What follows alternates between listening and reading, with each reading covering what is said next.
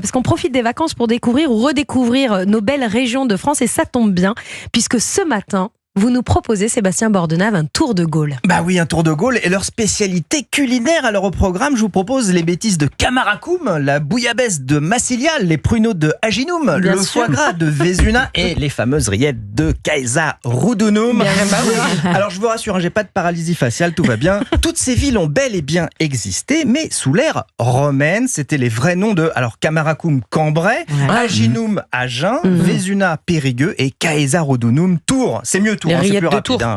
Caesarudunum. Exactement. En même temps, c'est plus doux, hein. On a plus envie d'y aller. Ça fait un peu roudoudou. Ouais. Oui. Nous sommes en 1964 et il y a un sondage IFOP qui annonce que 59% des Français s'intéressent au Tour de France. Eh ben ça tombe bien parce que Goscinny, scénariste de légende, avec Uderzo, dessinateur de légende, cherche une idée pour le 5e album d'Astérix. Eh ben l'idée elle est là, elle est devant eux.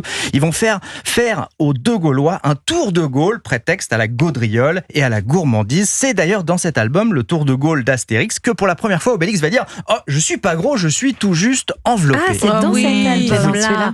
Et vous êtes venu avec cet album, tiens, je conseille aux auditeurs d'Europe 1 de nous suivre sur europe1.fr. Vous êtes venu avec cet album, le Tour de Gaulle d'Astérix, mais enfin, il a l'air quand même beaucoup plus grand que d'habitude, cet album quand même. 37 cm de haut. Normalement, c'est 28.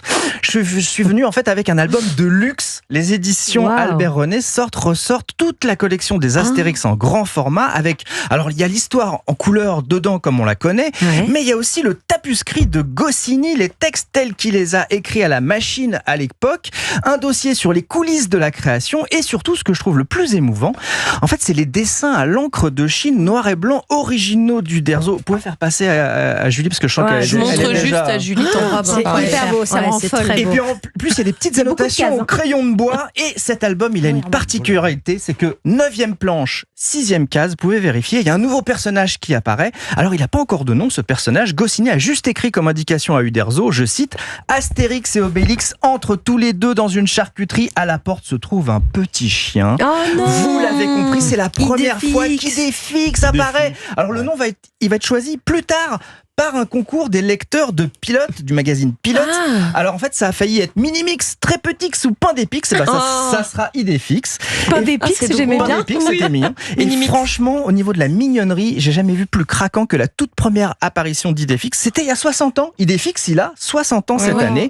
Impossible de ne pas craquer devant le premier dessin d'Idéfix. Alors Goscinny, il avait une phrase magique pour parler de son ami Uderzo. Il disait, pour louer son talent un petit peu, il disait Uderzo, il est capable de dessiner un combat de pieuvre dans de la gelée de groseille. Franchement, ça vaut le coup de refaire toute sa collection d'Astérix avec la réédition de ses albums Prestige. Julie, je vous propose de commencer dès aujourd'hui votre collection. Je vous offre le Tour de Gaulle d'Astérix. C'est vrai ? Oui, en édition de luxe. Ah, ça me fait super plaisir. Voilà, là, j'adore. On va refaire la collection. Moi, j'ai la collection à la maison, mais on la veut en grand format comme ça. Avec tout. Oui, mais ici, c'est pour Julie, la marraine. Non, c'est pour Julie, bien sûr. Ah là là. J'irai à la librairie. Et on pourrait aller à Saucisson. Vous savez où c'est Saucisson ? Non, c'est à Lyon. Voilà. Bien sûr, la ville du saucisson, c'est Lyon.